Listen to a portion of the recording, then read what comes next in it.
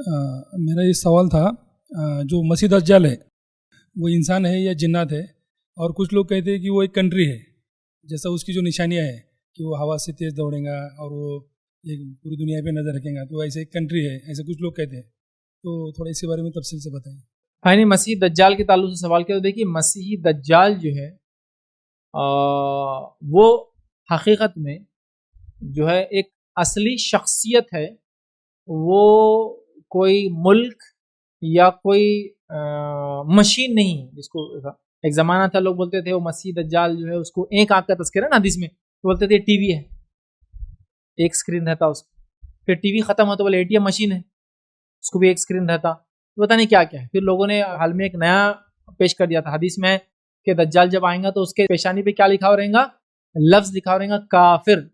हर पढ़ा लिखा और अनपढ़ अगर ईमान वाला हो तो पढ़ लेंगे, हर पढ़ा लिखा और अनपढ़ ईमान वाला हो तो वो लफ्ज को पढ़ लेंगा। तो उन्होंने नैश निकाला, अमेरिका फ्रांस का फेरे है, अमेरिका का और फ्रांस का फेरे, कुछ भी करते हैं तो अमेरिका और फ्रांस दज्जाल।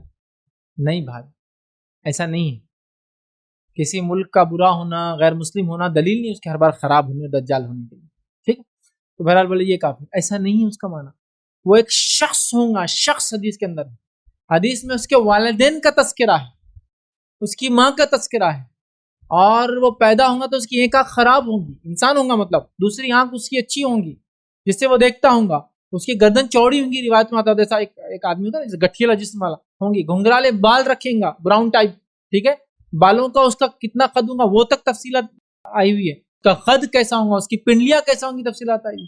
तो डायरेक्ट शख्स है, वो कोई मशीन नहीं है, कोई मुल्क नहीं है, वो एक शख्स है। ठीक है, वो एक शख्सियत है। ठीक है, और इस ताल्लुक से एक बहुत तवील रिवायत भी, बहरहाल वक्त नहीं है कि पूरी रिवायत मैं आपके सामने बयान करूं। उस तवील रिवायत के अंदर बहुत सारी चीजें बहरहाल बयान की गई है कि वो कैसा दिखता है, क्या है।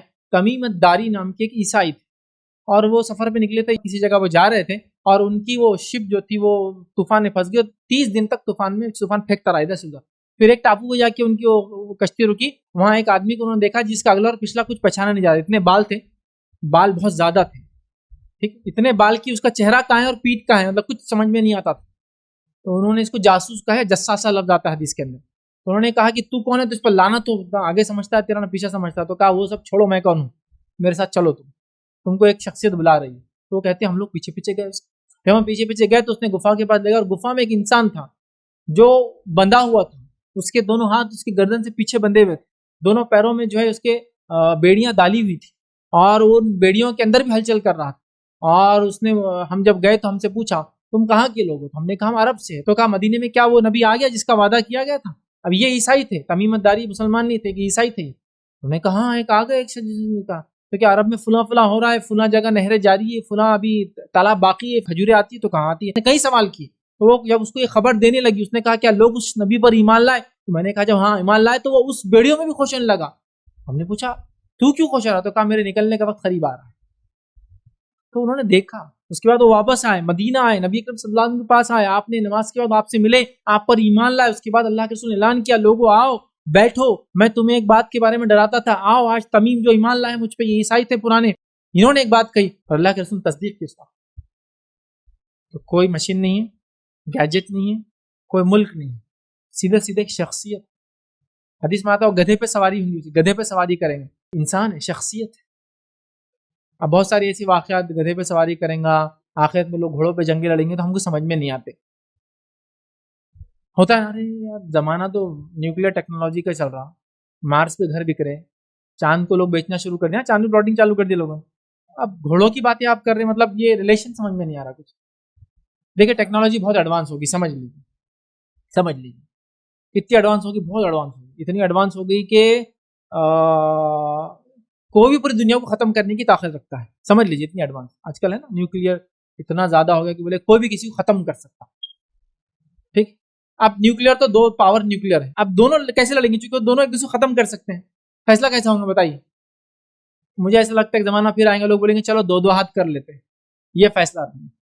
क्योंकि टेक्नोलॉजी पावर ताकत इतनी बढ़ जाएंगी कि सबके पास सब कुछ है, फैसला तो होना है ना कुछ।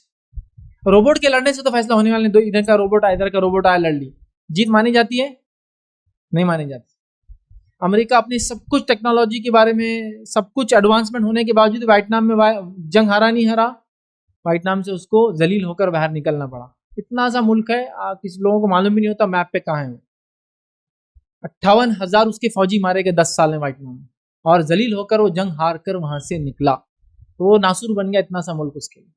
इसलिए कि वो ऊपर से टेक्नोलॉजी से रोबोट से बम तो डाल सकता है, लेकिन रियल उतर के लड़ने का उसकी ताकत और हिम्मत नहीं होती, क्योंकि जान उनको सबसे प्यार। जो लोग आखिरत पर अकीदा नहीं रखते ना, उनके लिए जान ही सब कुछ, उनके लिए उसके बाद कुछ नहीं है। और जो लोग आखिरत पर ईमान रखते हैं ना, वो बोलते ये चले जाए तो फिर सब कुछ खुल जाते हैं रास्ते। तो ये होता है दो दो हाथ। हो सकता है टेक्नोलॉजी इतनी एडवांस हो जाए कि हम जहाज आ रहा तो इंटरसेप्ट कर ले कि जहाज आ रहा है, उसको उड़ा दे, टैंक आ रही तो हमको मालूम है, फला हो जाए, लेकिन घोड़ा आ रहा नहीं मालूम हो सकता। मे भी जमाना एडवांस इतना हो जाए कि उनको छोटी चीज समझ में नहीं आ रही क्या होना चाहिए। समझे ना, वो हदीस में दज्जाल से जब जंग होंगी, उनके 10 सरदार होंगे, अगर तुम मुझसे कहो तो उनके मैं घोड़ों के रंग बता सकता हूँ, होगा फिर जमाना तलवारों का आ जाएगा। अभी वो समझ में नहीं आता। आखिरत से पहले अल्लाह के रसूल सल्लल्लाहु अलैहि वसल्लम फरमाते सबसे अच्छा सरमाया क्या होगा इंसानों का? भेड़ और बकरी। आप बोलेंगे यार पैसा सब कुछ है, आज पैसा जैसी कोई चीज आपके पास नहीं है। आप में से ऐसे कई लोग हैं जिनको मैं जानता हूं जो रियल मनी यूज ही नहीं करते हैं, रियल मनी यूज ही नहीं करते हैं। होता है ना ऐसा। मैं कई जमाने से वॉलेट नहीं रखता हूँ, बस वॉलेट है ही नहीं मेरे जेब में, मेरे साथ सिर्फ 4 कार्ड है मेरे जेब में रखे हुए, वॉलेट नहीं है। कभी कोई कैश मांग ले तो साथ वाले से मांग के देता हूँ, थोड़ा कैश दीजिए, कैश। होता है ऐसा, आपके ट्रैवल ऐसे, आपके काम ऐसे लोगों में कि अब आपको कैश लगता नहीं। तो हो सकता है आने वाले 20 साल बाद की जनरेशन कैश जैसी चीज भी ना देखे, वो सिर्फ क्या देखे, प्लास्टिक के टुकड़े रखे पूरे यहाँ से वहां तक। और उसकी बाद की जनरेशन प्लास्टिक के टुकड़े भी नहीं देखेंगे, वो चिप डाल दिएगा आपकी बॉडी में, खाली गुजरे और काम हो गया आपका, है ना। तो कैश भी नहीं देखेंगे। तो गोल्ड वगैरह करेंसी बैग कोई चीज नहीं होने वाली है ना। लेकिन रियल एसेट क्या होगा उस जमाने में? जिसके बाद बकरियां मालदार है, उसके बाद रियल एसेट होंगे। अभी से हम जो लोग दुनिया जीते हैं ना, इसमें रियल एसेट जैसी कोई चीज नहीं है। हम रियल मेहनत करते हैं, उसके बदले में हमको क्या मिलते हैं? रिटर्न में डिजिट्स एंड नंबर्स मिलते हैं। आपके अकाउंट के अंदर 4 डिजिट बढ़ा दिए गए, जिनकी वैल्यू है 9000 9,000 मिले आप, ठीक है, 9,000 तनख्वाह आ गई। एक्चुअली वही 9,000 आपने कभी कैश नहीं निकाले, कार्ड से उसको स्पेंड कर दिया, तो आपने डिजिट्स लिए और डिजिट्स को एक्सपेंस कर दिया। तो आप रियल एसेट बैक, मतलब आपकी तनख्वाह एक्चुअली बैक बाय एसेट नहीं है, या तो कागज है उसके पीछे या तो डिजिट है उसके पीछे। लेकिन क़यामत से पहले जाहिर सी बात है ऐसा बहुत होगा, लोग करेंसी खत्म हो जाएंगी, हो सकता है सोना चांदी सिर्फ नाम को शौक रहेंगे, करेंसी खत्म हो जाएंगी। तो रियल एसेट क्या होगा इंसान के पास? बकरियां जिनके पास होंगी वो मालदार, क्योंकि उसके पीछे बैकिंग होगी, उसके माल के पीछे। आज हमारे नोट के पीछे, करेंसी के पीछे बैकिंग नहीं होती। एक सिर्फ वादा होता है, promise to pay the bearer sum of dash rupees, सिर्फ वादा है ये, इसकी असलियत नहीं है। और जिसको 2 साल पहले का नवंबर याद है, वो सब समझ सकते हैं कि इसकी असलियत कुछ भी नहीं है।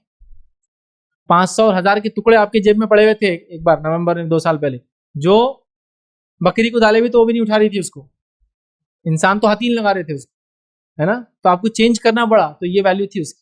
लेकिन रियल करेंसी बैक होती है किसी चीज से, एसेट्स होते हैं उसके पीछे, और वो ऐसा नहीं होता कि डूब सकती है। गोल्ड जैसा है, गोल्ड है, वो कभी भी खत्म नहीं हो सकती उसकी वैल्यू, उसकी इंट्रिंसिक वैल्यू बोलते हैं, डिवैल्यू नहीं होता, उसकी अपनी खुद की एक कीमत होती है हमेशा, समझ रहा। तो ये जो आखिरत से पहले होता है ना, दज्जाल वगैरह वगैरह, मैं उसको समझा रहा था, बहुत सारी चीजें आज समझ में नहीं आती, तो उस वजह से हम मजाक ना उड़ा हदीसों का। मैंने कई लोगों को देखा हदीसों का नौजुबिल्लाह मजाक उड़ाते, बोलते अरे ये कैसी हदीस है, अब कौन सा दुनिया का हिस्सा बाकी है, अब कहाँ छुपा हुआ होगा वो क्या आपका दज्जाल, अब तो दुनिया मिल गई हमको पूरी, अब कौन सा यमन के अतराफ में बाकी इलाका जो नहीं मिला, सब मिल गया हमको। आप आज भी दावा नहीं कर सकते, और ये सब गायब है। अल्लाह ताला उनको रखेगा नजरों से ओझल इंसानों के, जब तक वो चाहेंगे, और खोल देगा जब वो चाहेंगा। आज भी इतनी साइंस और टेक्नोलॉजी होने के बाद मुझे आप बताइए, समंदर के अंदर इतनी अल्लाह की अजीब गरीब मखलूक़ात है जिसको हम आज भी नहीं समझ सकते, आज भी हमको नहीं मालूम। इजादत होती जा रही है, इजादत होती जा रही है, तो यही होता है। तो हम इन चीज़ों को, वो हकीकत है, दज्जाल हकीकत है, याजूज माजूज हकीकत है, ज़मीन से निकलने वाला दाब्बतुल अर्ज़ एक जानवर, वो हकीकत है। ये सब हकीकी चीज़ें हैं जो होंगी। ईसा अलैहिस्सलाम आसमान से उतरेंगी, वो हकीकत होंगी इंशाअल्लाह अज़ीज़, ठीक है। तो वो सब क़यामत से पहले किए, तो वो शख्सियत है दज्जाल, को मुल्क भी नहीं है, और इसी तरह कोई मशीन वगैरह भी नहीं है।